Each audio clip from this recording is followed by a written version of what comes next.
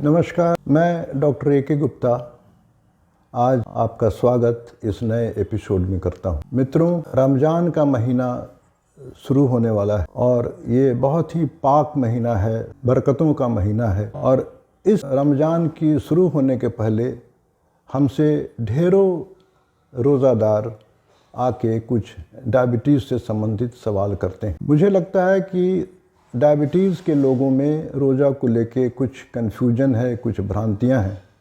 तो मैंने अपना दायित्व समझा कि उस भ्रांतियों को दूर करूं कि डायबिटीज़ के जो मरीज़ हैं और जो रोज़ा रखना चाहते हैं उन्हें रोज़ा रखना चाहिए कि नहीं चाहिए, और अगर वो रखते हैं तो क्या क्या सावधानियां बरतनी चाहिए। इसी विषय को लेके आज का विषय है डायबिटिक और रमज़ान, जिसे शॉर्ट में डार भी कहा जाता है। और ये आधारित है इंटरनेशनल डायबिटिक फेडरेशन के गाइडलाइन के आधार। तो चलिए हम अपनी चर्चा की शुरुआत करते हैं पहले सवालात से। क्या डायबिटीज़ के मरीजों को रोज़ा रखना चाहिए? ये इसका जवाब है कि हाँ, आप डायबिटीज़ के मरीज हैं और रोज़ा रखते हैं तो इसमें कोई ऐतराज़ नहीं हो सकता है, मगर उसकी कुछ शर्तें कि अगर आपका डायबिटीज़ नियंत्रण में नहीं है या आप डायबिटीज़ के मरीज हैं और साथ में कोई अन्य डायबिटीज़ से रिलेटेड कॉम्प्लिकेशन है, जैसे डायबिटीज़ के कारण किडनी की बीमारी, हार्ट की बीमारी, या बहुत ज़्यादा बीपी रहता है, या अनकंट्रोल्ड डायबिटीज़ है, तो ऐसे लोगों को डायबिटीज़ में उपवास करने का रिस्क लेना ख़तरनाक हो सकता है। इसके अलावा मेडिकल साइंस और हमारे धार्मिक ग्रंथ इस बात पर रज़ामंद हैं कि जो लोग बहुत छोटे हैं, जो बहुत बूढ़े हैं, या जो लोग सफ़र में हैं, या हमारी जो गर्भवती माताएं हैं, उनको भी रमज़ान के समय फास्टिंग उपवास नहीं करना चाहिए। या जिनको बहुत कोई गंभीर बीमारी है, डायबिटीज़ के अलावा भी कोई गंभीर बीमारी है, तो उनको नहीं रखना चाहिए। तो अब हम दो वर्ग हो गए कि डायबिटीज़ के जो पेशेंट हैं, अगर उनको टाइप 1 डायबिटीज़ है तो उनको नहीं रखना है, या और सारे जो कॉम्प्लिकेशन का मैंने नाम बताया वो है तो उनको नहीं करना है। ये डायबिटीज़ के मरीज के लिए जो लोग हकदार हैं, जो सेफली उपवास का काम अपना कर सकते हैं, उनका वर्ग है पहला कि उनको टाइप 2 डायबिटीज़ होना चाहिए। टाइप 1 वाले को मेडिकल साइंस मना करता है कि आप इंसुलिन डिपेंडेंट हैं, आपको नहीं करना चाहिए। और अगर आपका वेल कंट्रोल्ड डायबिटीज़ है, कंट्रोल की परिभाषा ये है कि आपका फास्टिंग ब्लड शुगर 80 और 130 के बीच में हो, और खाने के 2 घंटे के बाद आपका ब्लड शुगर 180 के कम हो, और इससे भी ज़्यादा महत्वपूर्ण है कि ग्लाइकोसिलेटेड हीमोग्लोबिन आपका 7-7.5% के आसपास है, तो आपको रोज़ा रखने में कोई ख़तरा नहीं है। शर्त यह है कि डायबिटीज़ का कोई कॉम्प्लिकेशन आपके शरीर में ना हो, डायबिटिक नेफ्रोपैथी, किडनी की बीमारी, या हार्ट की बीमारी, या सीवियर हाइपरटेंशन, या कोई सीवियर इन्फेक्शन। आगे की बात करेंगे कि जो लोग वेल कंट्रोल्ड डायबिटीज़ हैं और रोज़ा रखना चाहते हैं, उनको क्या क्या सावधानियां बरतनी चाहिए। तो अब मैं आपसे बात करूंगा उन सावधानियों की जो डायबिटीज़ हैं और रोज़ादार हैं, उनको सावधानी पूरे ज्ञान के साथ, अवेयरनेस के साथ अगर वो करते हैं तो डायबिटीज़ फास्टिंग के कारण कोई ख़तरा उनको नहीं हो सकता। सबसे पहली ज़रूरी चीज़ है कि रमज़ान शुरू होने के पहले अगर वो चाहते हैं कि रोज़ा मुझे रखना है तो अपने डॉक्टर से मिलें और उनसे रिक्वेस्ट करें। कॉम्प्रिहेंसिव चेकअप उनकी होनी चाहिए। कॉम्प्रिहेंसिव का मतलब वो देखें कि उनका ब्लड शुगर नियंत्रण में है कि नहीं, glycosylated haemoglobin, kidney function test, heart function test, ECG, Doppler, echo वगैरह अपना करा के उनसे वो रज़ामंदी लें कि मैं रमज़ान के महीने में उपवास करने के लायक हूँ कि नहीं। अगर वो कहते हैं तो आप रोज़ा रखने में कोई हर्ज नहीं। उसके साथ साथ जो दूसरी सावधानी है जो आपको ख्याल करना होगा कि 2 M शब्दों का ख्याल करना पड़ेगा। सावधानी में 2 M शब्द आते हैं। पहला M का मतलब होता है मॉडिफिकेशन, बदलाव, और दूसरा M है मॉनिटरिंग। अगर ये 2 शब्दों को आप समझ लेते हैं और उसका अनुपालन करते हैं तो आपको रोज़ा रखने में कोई दिक्कत नहीं है। मॉडिफिकेशन का मतलब होता है दवाइयों में क्या क्या बदलाव करें। दवाइयों में बदलाव का मतलब है दो टाइप के डायबिटीज़ हमारे लोग, एक वर्ग है कि जो सिर्फ टैबलेट खाता है और दूसरा वर्ग है जो इंसुलिन लेता है और टैबलेट भी लेता है या सिर्फ इंसुलिन लेता है। तो ऐसे लोगों को है कि अगर आप टैबलेट खाते हैं तो अपने डॉक्टर से जानने की कोशिश करें कि वो ऐसी दवा दें जिससे हाइपोग्लाइसीमिया या निम्न ब्लड शुगर का स्तर ना हो, ज़्यादा ना घटे। उसमें शॉर्ट एक्टिंग, लॉन्ग एक्टिंग आती हैं दवाइयाँ। लॉन्ग एक्टिंग दवाइयों का सेवन करने से आपको बचना है। शॉर्ट एक्टिंग दवा लें, या आजकल ऐसी भी दवाइयाँ आ गई हैं जिनको टैबलेट के रूप में खाने से ग्लाइसीमिया बहुत कम से कम होता है। ये मॉडिफिकेशन नंबर 1 है। नंबर 2 दवाओं के बारे में मॉडिफिकेशन है कि कब खाएं। तो आपके पास 2 ही वक्त है, अफ्तार के बाद और सहरी के पहले। यही 2 वक्त है जब आप दवाओं का सेवन या मुंह से कुछ भी लेने के लिए आपका धर्म ग्रंथ जायज़ है। तो अफ्तार के बाद आप टैबलेट का इस्तेमाल कर सकते हैं और सहरी के पहले। कितना खाएं? जो दवा लिखी गई है उसका 2/3 डोज अफ्तार के बाद और 1/3 1/3 डोज सहरी के पहले आपको खाना है। ये दवाओं को डोज मॉडिफिकेशन है जो डॉक्टर आपको करेंगे। और एक दवा रमज़ान के महीने में टैबलेट के रूप में उपलब्ध है जो बिल्कुल सेफ़ है, जिसमें हाइपोग्लाइसीमिया बहुत ही कम या नहीं के बराबर होता है, वो है मेटफॉर्मिन। मेटफॉर्मिन टैबलेट का इस्तेमाल अपने डॉक्टर से राय विचार करके इस्तेमाल करने में कोई ख़तरा रहेगी। और रह गई बात इंसुलिन जो लेते हैं, तो इंसुलिन कुछ लोगों को 2 बार लिखा जाता है, सुबह और शाम, किसी को 1 बार लिखा जाता है। तो जो लोग 2 बार इंसुलिन लेते हैं वो अपने डॉक्टरों से राय विचार कर लें कि संभव हो तो 1 टाइम का इंसुलिन लिख दें। इंटरमीडिएट एक्टिंग इंसुलिन आती है जिसकी अवधि लंबी होती है और हाइपोग्लाइसीमिया कम होता है। अगर 1 टाइम का इंसुलिन आप रात में खाना खाने के बाद लेते हैं तो उससे भी आपका काम हो जाएगा। अगर बहुत ज़्यादा डायबिटीज़ है, सवेरे शाम लेने की नौबत आती है, तो 2/3 इंसुलिन, मान लिया कि 30 यूनिट इंसुलिन आप लेते हैं, 20 सुबह 10 शाम, तो 20 यूनिट या 18 यूनिट आप अफ्तार के बाद लें और कम डोज उसका 50% 10 यूनिट सहरी के पहले इंसुलिन ले लें। दवाओं के बारे में ये 2 मॉडिफिकेशन करना बहुत आवश्यक। उसके बाद दूसरा एम है मॉनिटरिंग। ये जो सबसे ज़रूरी चीज़ है और मैं आपसे निवेदन करूंगा कि मॉनिटरिंग की परिभाषा या मॉनिटरिंग की प्रैक्टिस बहुत कम डायबिटिक लोग करते हैं। खैर बाकी दिन चूँकि 3 बार 4 बार खाना खा लेते हैं, नाश्ता कर लेते हैं तो फ़र्क नहीं पड़ता है, लेकिन उपवास के दौरान मॉनिटरिंग की आवश्यकता बहुत ज़्यादा है। मॉनिटरिंग का मतलब ये नाप के देखना कि आपका ब्लड शुगर नियंत्रण में रोज़ रहता है कि नहीं। आपको सेल्फ मॉनिटरिंग ऑफ ग्लूकोमीटर एक घर में रखें या आपके आसपास में उपलब्ध हो तो वहाँ जाके जांच करा लें। और एक बार सुबह खाली पेट जांच कराएं ब्लड शुगर, एक बार दोपहर में जांच करा लें और एक बार रात में सोने के पहले या अफ्तार के 2 घंटे के बाद। 3 बार जांच करा के देखें कि आपका ब्लड शुगर 80-130 के बीच में खाली पेट में और खाने के बाद 180 के नीचे रहता है, तो आप संतुष्ट हो जाएं कि आपका ब्लड शुगर ठीक हो रहा है। मॉनिटरिंग करने से दूसरा फ़ायदा होगा कि कभी कभी शुगर आपका बहुत लो हो जाता है। लो को अंग्रेजी भाषा में, टेक्निकल भाषा में हाइपोग्लाइसीमिया के नाम से जाना जाता है। और ये जब 70 मिलीग्राम के नीचे आएगा तो वो वार्निंग सिग्नल लोगों को अपने देने लगता है। आप ये जानना चाहेंगे कि हाइपोग्लाइसीमिया को कैसे पहचानें।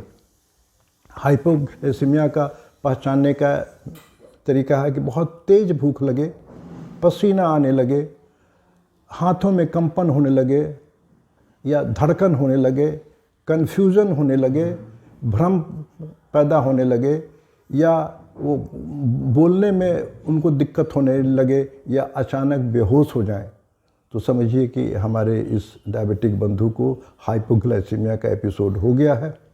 और ये मॉनिटरिंग करते रहेंगे तो आपको लग जाएगा कि पता, जैसे 70-75 हो गया मिलीग्राम, तो अपने डॉक्टरों से मिले, वो दवाई की मात्रा को घटाएंगे ताकि आप हाइपोग्लाइसीमिया ना हो। और दूसरा सवाल उठता है कि हाइपोग्लाइसीमिया अगर हो जाए तो उसकी पूरी जानकारी, क्या उपचार, ये हर उस पेशेंट को, उस पेशेंट के फैमिली वालों को जानना बहुत ज़रूरी है। और इसके लिए एक मैं चीज़ आपको और महत्वपूर्ण बताऊंगा कि डायबिटिक आई कार्ड आपको इस वीडियो के साथ स्क्रीन पर दिया जाएगा। वो आई कार्ड डॉक्टरों के पास रहता है उपलब्ध, उनसे मांग भी सकते हैं या खुद भी तैयार कर सकते हैं, किसी कंप्यूटर की दुकान पर जाके बनवा सकते हैं। उस आई कार्ड में उस पेशेंट का नाम लिखा रहता है, फ़ोन नंबर लिखा रहता है, उसका एड्रेस लिखा रहता है और कौन कौन दवाई खाते हैं उसका जिक्र होता है। और उसमें ये लिखा रहता है कि अगर मैं कभी बेहोश हो जाऊं या पागलों की तरह व्यवहार करने लगूं या बहुत ज़्यादा गुस्सा आए तो आप समझ लीजिए मैंने कोई नशे की चीज़ नहीं खाई है, मैं डायबिटीज़ पेशेंट हूँ, मेरे ब्लड में खून की कमी हो गई है, मुझे कुछ खाने पीने की चीज़, मीठी चीज़ मेरे मुंह में डालें। अगर वो आदमी बेहोश है तो मुंह में कुछ भी नहीं डालें, आप ग्लूकोज की इंट्रावेनस पानी या ग्लूकागॉन इंजेक्शन का इस्तेमाल हो सकता है उसको काउंटरैक्ट करने के लिए। तो मॉनिटरिंग का फ़ायदा है कि आपका ब्लड शुगर बहुत ज़्यादा तो नहीं है और बहुत कम तो नहीं है। अगर बहुत कम हो गया या बहुत हुआ ज़्यादा तो ये वक्त है रोज़ा को ब्रेक करने का। रिस्क ना लें, जान को ख़तरे में नहीं डालें, रोज़ा ब्रेक करके पहले जान को बचाएं। जान आपकी महफूज रहेगी तो अल्लाह ताला आपको और भी आगे रोज़ा करने का मौका देगा।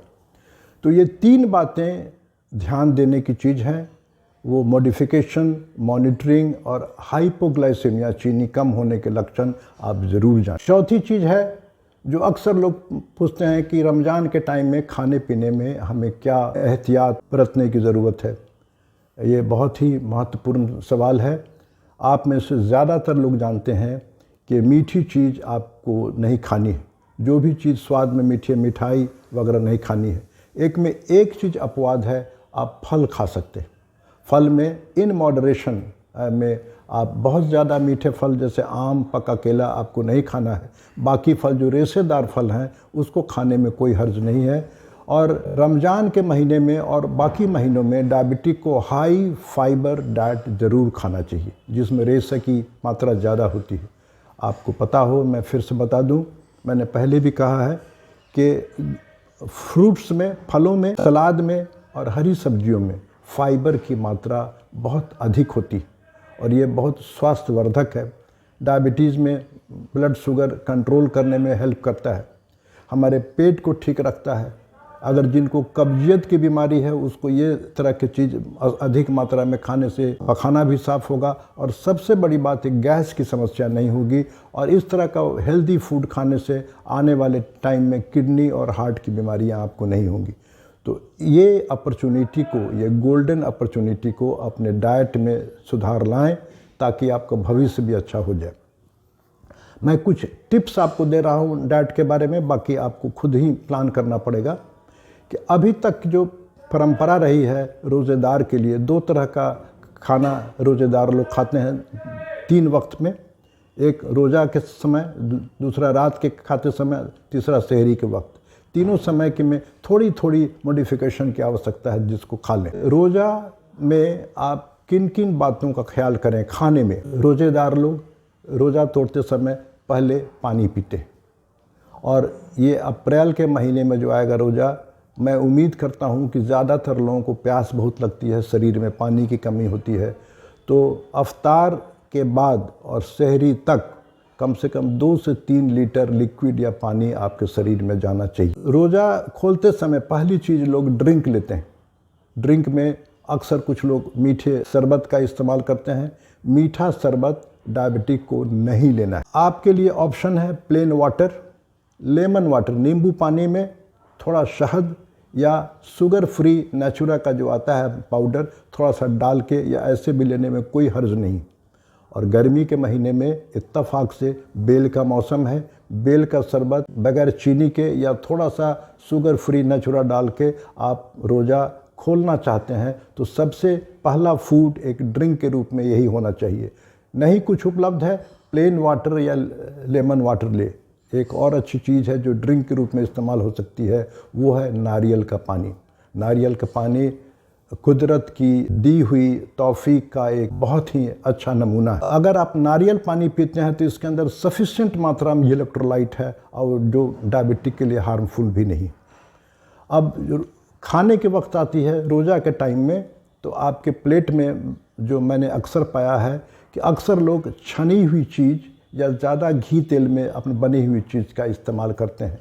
ये बात सही है कि इस तरह की चीज़ खाने में अच्छी लगती है, मगर चूँकि आप डायबिटिक हैं, आपको अपने सेहत का भी ख्याल करना है, डायबिटीज़ का भी ख्याल करना है, तो आपको छनी हुई चीज़, फ्राई की हुई चीज़, कचरी पकौड़ी वगैरह से बचना चाहिए।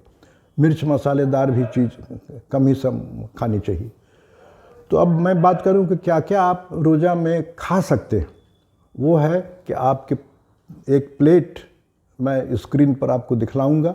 उस प्लेट में आप देखेंगे कि 50% 8 आना हिस्सा में सिर्फ फल रखे गए हैं, कटे हुए फल। इत्तेफाक से इस मौसम में खरबूजा, तरबूजा, सेब, पपीता, अंगूर, संतरा भरमार है चारों तरफ।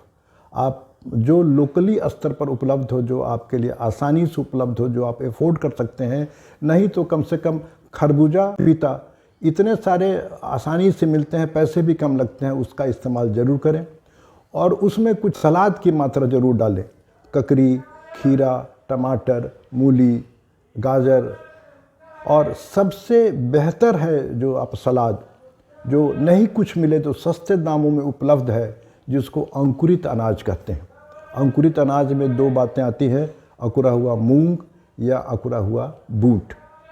दोनों में से जो उपलब्ध हो, आप अंकुरित अनाज अपने इफ्तार के वक्त ज़रूर शामिल करें। ये आपको डायबिटीज़ कंट्रोल करने में देगा मदद, पेट भी साफ रखेगा, गैस भी नहीं आएगी। तो ये आपका प्लेट 50 to 60% अंकुरित अनाज, सलाद और आलू को ऑक्यूपाई करना चाहिए। कुछ उस समय नमकीन खाने की इच्छा होती है, क्योंकि ये सारे चीज़ मीठे हो गए, तो नमकीन में अक्सर लोग जो कचरी पकौड़ी का इस्तेमाल करते हैं, उसकी जगह जो डायबिटिक के लिए रिकमेंडेड है वो है मखाना। मखाना डायबिटिक के लिए बहुत सेफ़ है, मखाना भी आप खा सकते हैं, या मखाने का खीर भी बना सकते हैं। खीर में बात आती है स्वाद डालने के लिए, तो मैंने आपको रिकमेंड किया कि ऐसे खा लें, या शुगर फ्री नेचुरा के कुछ पाउडर उसी में बनाते समय अगर उसमें डाल देंगे तो कोई हर्ज नहीं, ज़्यादा कीमती भी नहीं होता है। आपको एक मीठा भी लगेगा, लिक्विड भी मिलेगा और अच्छा लगेगा। उपमा, सूजी के नमकीन हलवा को उपमा कहते हैं। और तीसरी चीज़ जो आसानी से आप अपने घरों में तैयार कर सकते हैं, उसको बोलते हैं रैप। रैप का मतलब होता है लपेटना। रोटी को मसाल डोसा की तरह गोल अपना बना करके उसमें हरी सब्जियां या कुछ उसमें सलाद, थोड़े से पनीर के टुकड़े डाल करके 2 हिस्से में काट भी सकते हैं। रैप की कुछ तस्वीर आप बनाने की टेक्निक मैं स्क्रीन पर इसके साथ लिंक में आपको दूंगा, जो लोग जानना चाहते हैं उसको देख भी लें। रैप खाने में नमकीन लगता है, स्वादिष्ट लगता है, बहुत ही जायकेदार है और बहुत ही हेल्थ के लिए मुफीद है। तो अगर अपने इफ्तार के प्लेट को इस तरह से आप अपना सजाएं कि हरा भरा लगे देखने में, जो स्वादिष्ट भी हो, आपके सेहत के लिए भी ठीक हो। और एक बात कि मैं आगाह करूंगा, क्योंकि आप सारे दिन उपवास रहते हैं, तो इच्छा होती है कि जल्दी जल्दी भर पेट खाना खा लें। ये 2 शब्दों से बचे, आपको जल्दी जल्दी नहीं खाना है। इफ्तार भी करें, आराम से करें, धीरे धीरे किया करें। बहुत जल्दी जल्दी खाने से ब्लड शुगर की मात्रा आपके खून में ज़्यादा हो जाएगी।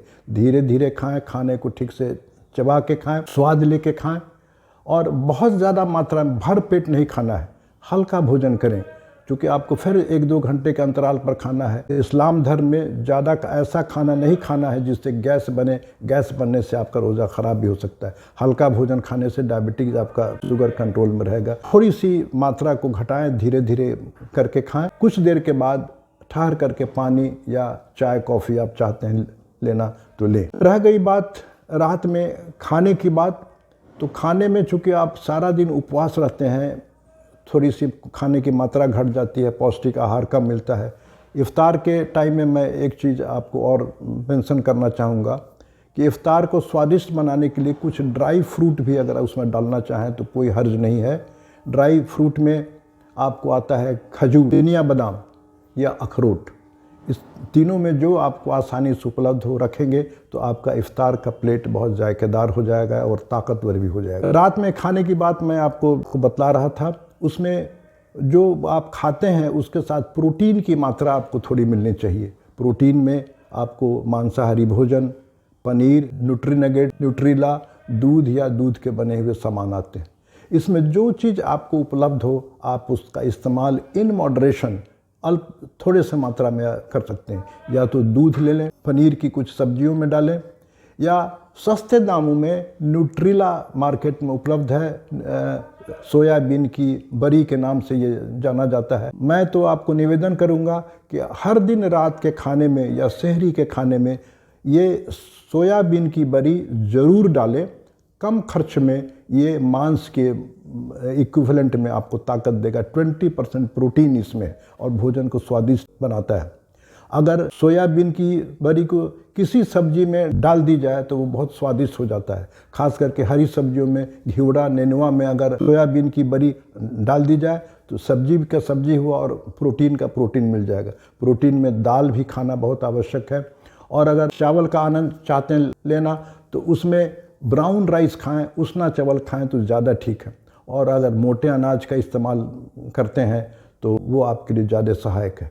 और एक मकई जो होती है जो आसानी से उपलब्ध है, मकई को उबाल करके अगर उसमें प्याज वगैरह डाल के उसको सब्जी के रूप में इस्तेमाल भी कर सकते हैं या इफ्तार के समय स्नैक्स के रूप में भी इस्तेमाल कर सकते हैं। ये बहुत ही हेल्दी फूड की श्रेणी में आता है। और मैं एक चीज़ आपको कहूँगा, चूँकि ये गर्मी का मौसम है, भीषण गर्मी पड़ने की संभावना है, तो डिहाइड्रेशन से बचें। उसके लिए अफ्तार से लेकर सहरी के बीच में 2 से 3 लीटर पानी या लिक्विड के रूप में आपको कंज्यूम करना है। प्यास ना भी लगे तो भी कुछ कुछ पानी पीते रहें। सहरी के वक्त में जो आसानी से उपलब्ध है, जो आप दूध लेते हैं, दूध या कोई लिक्विड, बेल का मैंने बताया शरबत या अपना कोकोनट वाटर या इस तरह की हल्की फुल्की जो चीज़ है जो अभी तक मैंने बताया, इसी पर आधारित आप कुछ सहरी के टाइम में इस्तेमाल कर सकते हैं। और डायबिटिक हैं और आपको दवा भी खाना ना भूलें। इंसुलिन अगर लेते हैं तो 1/3 of the dose of insulin सहरी के वक्त आप लें। अगर 2 बार लेते हैं, टैबलेट अगर 2 बार खाते हैं तो 2/3, 2/3 इफ्तार के बाद और 1/3 सहरी के वक्त दवाई लेना ना भूलें। इसके अलावा जो डायबिटिक के लोगों के लिए जो सावधानियां हैं भोजन के बाद, वो आती है एक्सरसाइज के बारे में। ज़्यादातर लोग रमज़ान के महीने में एक्सरसाइज करने से घबराते हैं कि कमज़ोरी हो जाएगी। ऐसी बातें नहीं हैं। वो जो रिगरस एक्सरसाइज है, जैसे दौड़ना, जिम जाना, ये ना करें। ऐसी एक्सरसाइज ना करें जो आपको थका देवे। लेकिन मॉर्निंग वॉक सबसे सेफ़ है। फजीर के वक्त, फजीर के नमाज के बाद या 7 बजे के पहले अगर थोड़ा आप वक्त निकालते हैं, आधा घंटा खुली हवा में टहलने का, तो ये आपके लिए ठीक है। आपके डायबिटीज़ के कंट्रोल करने में हेल्प करेगा और आपको कमज़ोर नहीं होने देगा। अगर योग में आपकी रुचि है, योग का अभ्यास जानते हैं, योग करते हैं, योग भी हल्के फुल्के एक्सरसाइज में आते हैं।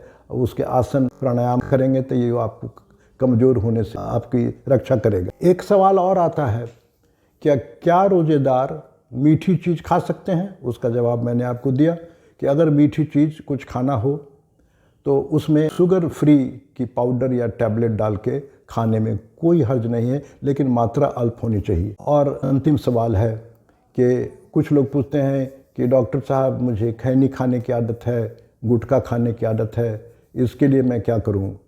तो आप सभी जानते हैं कि रमज़ान महीना अपने आप पवित्र करने का महीना है, अपने आप को पाक साफ करने का महीना है, बुरी आदतों से अपने आप मुक्त करने का महीना है। तो ये आदतें आपके स्वास्थ्य के लिए बहुत ख़राब है। जो लोग खैनी खाते हैं, गुटखा खाते हैं, उनको भविष्य में होंठ का, मुंह का कैंसर होने की संभावना है। मैं आपसे निवेदन करूंगा कि इस गोल्डन मौके पर, इस ऑस्पिशियस महीने में आप खुदा से प्रार्थना करें कि आपको इस व्यसन से मुक्ति करे। और एक संकल्प आपको बहुत ज़्यादा मदद करेगा।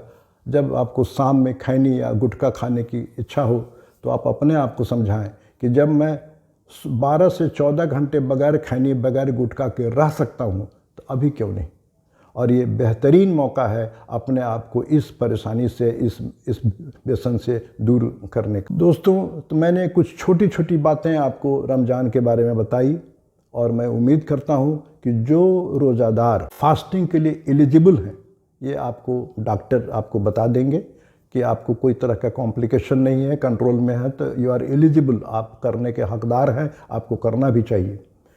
जो लोग एलिजिबल नहीं हैं, बहुत गंभीर बीमारी से पीड़ित हैं, जो मैंने आपके धार्मिक ग्रंथों में भी गाइडलाइन है, डॉक्टर भी बतलाएंगे, उनके लिए ये करना ज़रूरी नहीं है।